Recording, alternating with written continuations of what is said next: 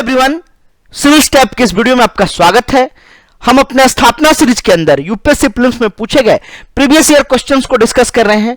Indian polity का यह 12th lecture है। इसके पहले के लेक्चर अगर अब तक आपने नहीं देखा है तो आप उसे देख सकते हैं।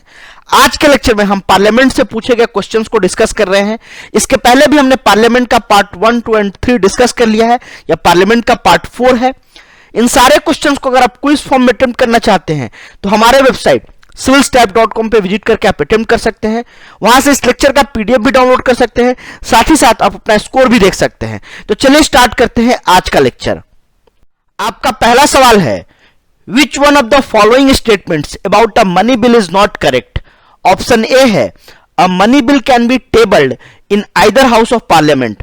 ऑप्शन बी है, the speaker of Lok Sabha is the final authority to decide whether a bill is a money bill or not. Option C है, the Rajya Sabha must return a money bill passed by the Lok Sabha and send it for consideration within 14 days. Option D है, the president cannot return a money bill to the Lok Sabha for reconsideration. आपको बताना है कि money bill के बारे में इनमें से कौन सा स्टेटमेंट करेक्ट नहीं है। 2000 में पूछा गया है। मनी बिल काफी इंपॉर्टेंट है, इसके सारे कॉन्सेप्ट को जानना भी काफी इंपॉर्टेंट है। ये काफी फैक्चुअल सवाल है मनी बिल के बारे में। अगर आपको नहीं पता है तो आप इसे अटेम्प्ट नहीं कर सकते हैं। मनी बिल को लोकसभा में टेबल किया जाता है, राज्यसभा में उसे टेबल नहीं किया जा सकता है। तो जो आपका ऑप्शन ए है ये गलत हो जाता है। तो इसका आंसर है ए। हम मनी बिल के डिटेल को समझते हैं। मनी बिल को कॉन्स्टिट्यूशन के आर्टिकल 110 के तहत डिफाइन किया गया है। कोई भी बिल मनी बिल तभी होगा जब उनमें ये फॉलोइंग मैटर्स होंगे। वो मैटर क्या क्या है? वो बिल टैक्स के बारे में बात कर रहा हो, आइदर टैक्स को इंपोज करने की बात कर रहा हो, या टैक्स को रेगुलेट करने की बात कर रहा हो, या टैक्स को हटाने की बात कर रहा हो। दूसरा क्या है? गवर्नमेंट ऑफ इंडिया की जो बोरोइंग है उसके रेगुलेशन की बात कर रहा हो, कंसोलिडेटेड फंड ऑफ इंडिया के कस्टडी की बात कर रहा हो, कंटीजेंसी फंड ऑफ इंडिया के कस्टडी की बात कर रहा हो, उनसे मनी निकालने की बात कर रहा हो, साथ ही साथ कंसोलिडेटेड फंड ऑफ इंडिया से एप्रोप्रिएशन ऑफ मनी की बात कर रहा हो, जो गवर्नमेंट ऑफ इंडिया का एक्सपेंडिचर है वो कंसोलिडेटेड फंड ऑफ इंडिया में चार्ज होने की बात कर रहा हो, कंसोलिडेटेड फंड ऑफ इंडिया से रिसिप्ट की बात कर रहा हो, या इन सबसे रिलेटेड स्पेसिफिक मैटर हो जो मनी से डील करता हो, तो ही वो मनी बिल कहलाएगा। लेकिन एक और चीज ध्यान रखना है, अगर इंपोजिशन ऑफ फाइन की बात हो रही हो तो वो मनी बिल नहीं कहलाएगा। साथ ही साथ डिमांड फॉर पेमेंट हो अगर लाइसेंस के लिए तो भी वो मनी बिल नहीं कहलाएगा। और कोई लोकल टैक्स इंपोजिशन की बात हो, एबोलिशन की बात हो तो वो मनी बिल नहीं कहलाएगा। अगर कोई सरकार बात कर रही हो, सेंट्रल गवर्नमेंट बात कर रही हो, तभी वो मनी बिल कहलाएगा। तो ये काफी इंपॉर्टेंट फैक्ट्स है। इन डिफिनेशन को आपको ध्यान रखना है, बिकॉज यूपीएससी डायरेक्टली इनसे सवाल पूछ चुकी है। और समझते हैं मनी बिल के बारे में। कोई भी बिल मनी बिल है या नहीं इसे लोकसभा के स्पीकर डिसाइड करेंगे, और उनका जो डिसीजन होगा वो फाइनल होगा, और उनके डिसीजन को किसी भी कोर्ट में चैलेंज नहीं किया जा सकता है। मनी बिल को सिर्फ और सिर्फ लोकसभा में इंट्रोड्यूस किया जा सकता है प्रेसिडेंट के रिकमेंडेशन पे। तो इसे आपको ध्यान रखना है कि प्रेसिडेंट रिकमेंड करते हैं मनी बिल को लोकसभा में इंट्रोड्यूस करने के लिए, और यह गवर्नमेंट बिल कहलाता है। तो यह सिर्फ और सिर्फ मिनिस्टर के द्वारा लोकसभा में लाया जा सकता है। राज्यसभा को काफी रिस्ट्रिक्शन है मनी बिल को लेकर। राज्यसभा इसमें अमेंडमेंट कुछ नहीं कर सकता है, वो अमेंडमेंट सजेस्ट कर सकता है। यह लोकसभा के ऊपर है कि अमेंडमेंट माने या ना माने। अगर राज्यसभा में बिल जाता है और राज्यसभा 14 डेज के अंदर बिल को नहीं रिटर्न करता है तो जो ओरिजिनल बिल है वो पास समझा जाता है। तो इसे भी आपको ध्यान रखना है कि राज्यसभा को बिल्कुल भी इसमें पावर नहीं है, पूरे लोकसभा को पावर है।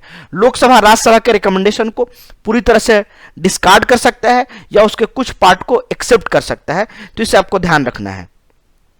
मनी बिल जब प्रेसिडेंट के पास जाता है तो प्रेसिडेंट उसे रिटर्न नहीं कर सकते हैं। वो ऐसा इसलिए बिकॉज ऑलरेडी प्रेसिडेंट के परमिशन से, रिकमेंडेशन से मनी बिल लाया जाता है।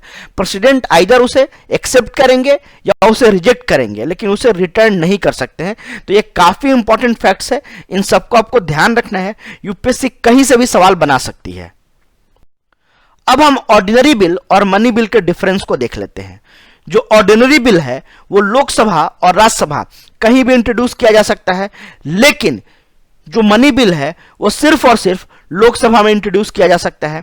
दूसरा है it can be introduce either bye minister और प्राइवेट मेंबर्स। जो ऑर्डिनरी बिल है वो प्राइवेट मेंबर्स और मिनिस्टर्स किसी के द्वारा किया जा सकता है, लेकिन मनी बिल सिर्फ और सिर्फ मिनिस्टर के द्वारा किया जा सकता है, तो इसे आपको ध्यान रखना है।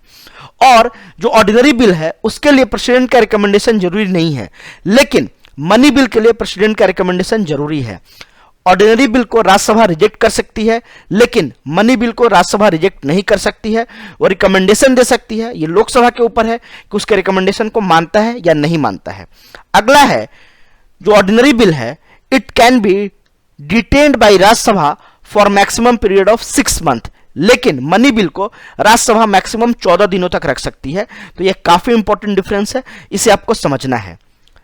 जो ऑर्डिनरी बिल है उसमें स्पीकर के सर्टिफिकेशन की कोई जरूरत नहीं होती है अगर उसे राज्यसभा में ट्रांसमिट किया जाता है, लेकिन अगर जो मनी बिल है उसे राज्यसभा में ट्रांसमिट करने से पहले स्पीकर के सर्टिफिकेशन की जरूरत होती है, तो इसे आपको ध्यान रखना है। एक और चीज है, जो ऑर्डिनरी बिल है उसे प्रेसिडेंट रिटर्न कर सकते हैं, रिकंसिडरेशन के लिए भेज सकते हैं, लेकिन मनी बिल के केस में प्रेसिडेंट रिकंसिडरेशन के लिए नहीं भेज सकते हैं।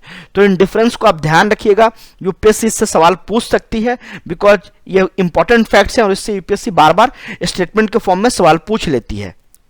मनी बिल के ऊपर एक और सवाल यूपीएससी ने 2013 में पूछा है, इसे देखते हैं। What will follow if a money bill is substantially amended by the Rajya Sabha. आपका ऑप्शन ए है, the Lok Sabha may still proceed with bill accepting और not accepting the recommendation of the Rajya Sabha. B है, the Lok Sabha can not consider the bill further. C है, the Lok Sabha may send the bill to the Rajya Sabha for reconsideration. D है, the president may call a joint sitting for passing the bill. अभी हमने पढ़ा कि money bill के ऊपर राज्यसभा को काफी रिस्ट्रिक्शन है, उसके पास कोई पावर नहीं है, वो अमेंडमेंट सजेस्ट कर सकता है, लेकिन लोकसभा के पास यह पावर है कि उसके अमेंडमेंट को माने या ना माने। तो लोकसभा बिना उसे माने फर्दर आगे बढ़ सकता है, और मनी बिल के लिए कोई ज्वाइंट सेशन नहीं बुलाया जाता है, तो डी ऑप्शन हट जाता है। और मनी बिल लोकसभा आगे बढ़ सकता है, तो यह ऑप्शन भी हट जाता है, और लोकसभा राज्यसभा को नहीं भेजता है, वो आगे बढ़ जाता है। तो सिर्फ आपका ऑप्शन ए बचता है जो करेक्ट है। मनी बिल के ऊपर एक और सवाल यूपीएससी ने 2018 में पूछा है, इसे आप अटेम्प्ट कीजिए।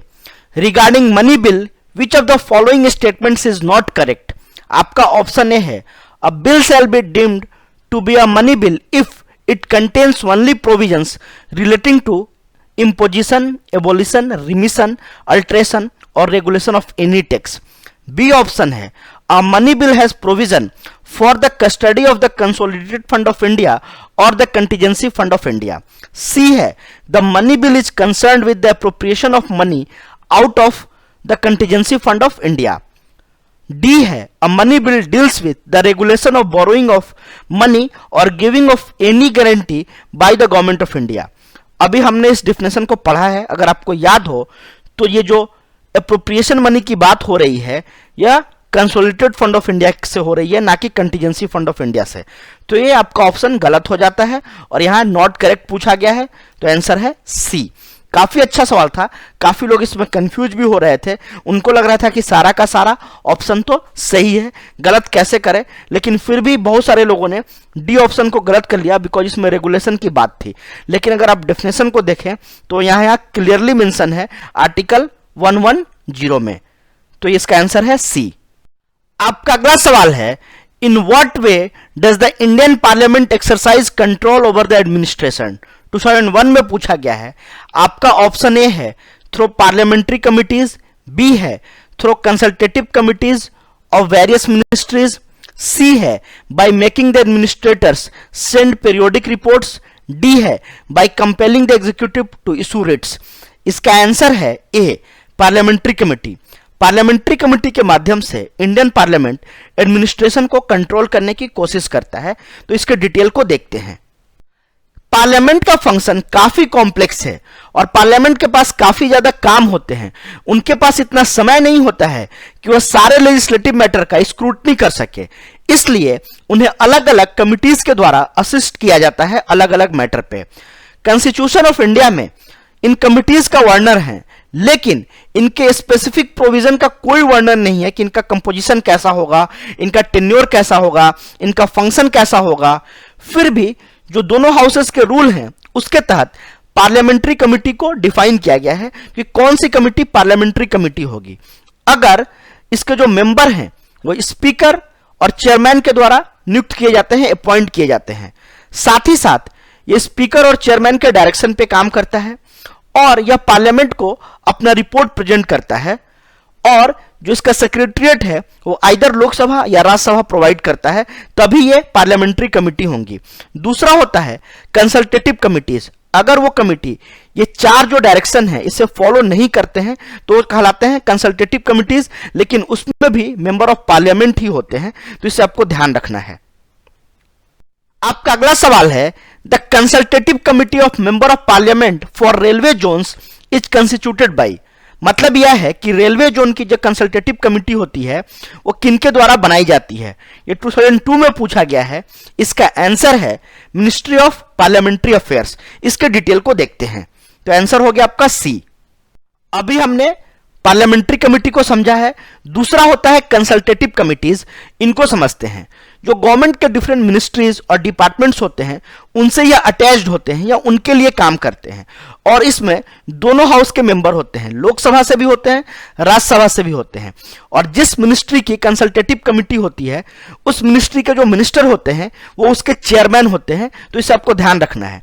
यह एक तरह का इनफॉर्मल डिस्कशन फोरम प्रोवाइड करता है मिनिस्टर्स और मेंबर ऑफ पार्लियामेंट में डिस्कशन के लिए, गवर्नमेंट की जो डिफरेंट पॉलिसीज है उस पर डिबेट के लिए, उसके इंप्लीमेंटेशन किस तरह से होंगे उसके लिए, और इसे मिनिस्ट्री ऑफ पार्लियामेंट्री अफेयर के द्वारा बनाया जाता है, तो इसे आपको ध्यान रखना है। इसकी गाइडलाइंस, इसके कंपोजिशन सब मिनिस्ट्री ऑफ पार्लियामेंट्री अफेयर्स के द्वारा तय किया जाता है।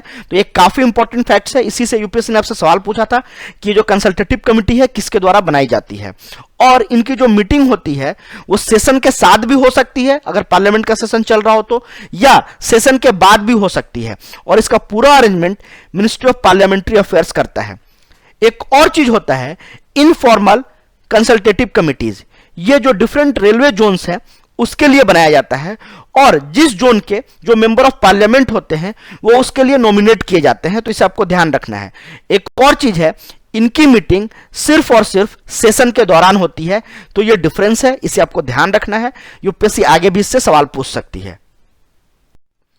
हमारा अगला सवाल है, कंसीडर द फॉलोइंग स्टेटमेंट्स। पहला स्टेटमेंट है, the chairman of committee of public accounts is appointed by the speaker of the Lok Sabha. Second statement है, the committee of public accounts comprises member of Lok Sabha, member of Rajya Sabha and a few eminent person of industry and trade। ये 2003 में पूछा गया था। Public accounts committee के बारे में यह सवाल है। आप बताइए इसे। अगर आपको पता है तो आप आसानी से अटेम्प्ट कर लेंगे, नहीं पता है तो आप नहीं कर पाएंगे। जो पहला स्टेटमेंट है वो बिल्कुल सही है, लेकिन जो दूसरा स्टेटमेंट है वो गलत है। हम आगे समझते हैं कि दूसरा स्टेटमेंट क्यों गलत है। अभी हमने तुरंत पार्लियामेंट्री कमिटीज के बारे में पढ़ा था। ये दो तरह के होते हैं, एक है स्टैंडिंग कमिटी और दूसरा होता है एडहॉक कमिटी। जो स्टैंडिंग कमिटी होती है वो परमानेंट होती है और कंटिन्यूअस बेसिस पे काम करती है, लेकिन जो एडहॉक कमिटी होती है वो टेम्पररी होती है। उसे एक पार्टिकुलर पर्पस के लिए बनाया जाता है और वो पर्पस पूरा हो जाने पे उसे डिसॉल्व कर दिया जाता है। स्टैंडिंग कमिटी को उनके नेचर ऑफ वर्क के कारण 6 कैटेगरी में बांटा गया है। उसमें एक कैटेगरी है फिनेंशियल कमिटीज। हम सिर्फ और सिर्फ इसके बारे में ही जानेंगे, यही सबसे इंपॉर्टेंट है। इस फिनेंशियल कमिटीज को 3 सब कैटेगरी में बांटा गया है। एक है पब्लिक अकाउंट कमिटी, दूसरा है एस्टिमेट्स कमिटी, तीसरा है कमिटी ऑन पब्लिक अंडरटेकिंग्स। सबसे पहले हम समझते हैं पब्लिक अकाउंट्स कमिटी को। इसे सबसे पहली बार 1921 में सेटअप किया गया था, गवर्नमेंट ऑफ इंडिया एक्ट 1919 के तहत। इसमें एट प्रेजेंट 22 मेंबर होते हैं। 15 लोकसभा से होते हैं और 7 राज्यसभा से होते हैं। तो आपको ध्यान रखना है, अगर ऑप्शन में आता है कि क्या सिर्फ इसमें लोकसभा के मेंबर होते हैं, नहीं, इसमें राज्यसभा से भी मेंबर होते हैं, लेकिन इसमें बाहर से कोई मेंबर नहीं होते हैं, कोई इंडस्ट्री के एक्सपर्ट नहीं होते हैं, तो इसे भी आपको ध्यान रखना है। और इन मेंबर का चुनाव पार्लियामेंट के द्वारा किया जाता है और एवरी ईयर किया जाता है, और उनके बीच में से ही किया जाता है, तो ये भी आपको ध्यान रखना है। इसके लिए principle of proportional representation follow किया जाता है, और जो मीन्स यूज होता है वो सिंगल ट्रांसफरेबल वोट होता है। ये हर पार्टी को चांस मिलता है, because principle of proportional representation का मतलब वही है कि हर पार्टी को चांस मिलेगा। और जो इनका मेंबर का कार्यकाल होता है वो 1 सालों का होता है। तो ये सारे फैक्ट्स काफी इंपॉर्टेंट है, कभी भी यूपीएससी सवाल बना सकती है। इस कमिटी के डिटेल को देखते हैं। इस कमिटी का चेयरमैन उनके बीच में से ही स्पीकर के द्वारा चुना जाता है, तो इसे आपको ध्यान रखना है। 1966 तक जो चेयरमैन होते थे वो रूलिंग पार्टी से होते थे, लेकिन उसके बाद 1967 से अब तक जो चेयरमैन है वो अपोजिशन पार्टी से होते हैं। ऐसा कोई भी रूल नहीं है, ये अनरिटन कन्वेंशन है जिसे फॉलो कर रही हैं राजनीतिक पार्टियां, तो इसे आपको ध्यान रखना है। इसका जो मेन फंक्शन है वो ऑडिट रिपोर्ट को एग्जामिन करना है। जो कैग का एनुअल ऑडिट रिपोर्ट होता है उसे यह कमिटी एग्जामिन करती है। कैग अपना रिपोर्ट प्रेसिडेंट को सबमिट करती है और प्रेसिडेंट पार्लियामेंट के सामने लाते हैं। कैग 3 तरह की रिपोर्ट सबमिट करती है: audit report on appropriation accounts, audit report on finance accounts, audit report on public undertakings. तो इन तीनों रिपोर्ट को यह जो कमिटी है एग्जामिन करती है, और जो पब्लिक अंडरटेकिंग्स के लिए अलग कमिटी है तो इसके रिपोर्ट को कोई और कमिटी एग्जामिन करती है, तो इसे आपको ध्यान रखना है। कमिटी सिर्फ लीगल और टेक्निकल टर्म एग्जामिन नहीं करती है, जबकि यह देखती है कि इस रिपोर्ट में क्या इकोनॉमी की बात की गई है, विजडम की बात की गई है, करप्शन की बात की गई है, कोई लॉसेज हुए हैं उसकी बात की गई है।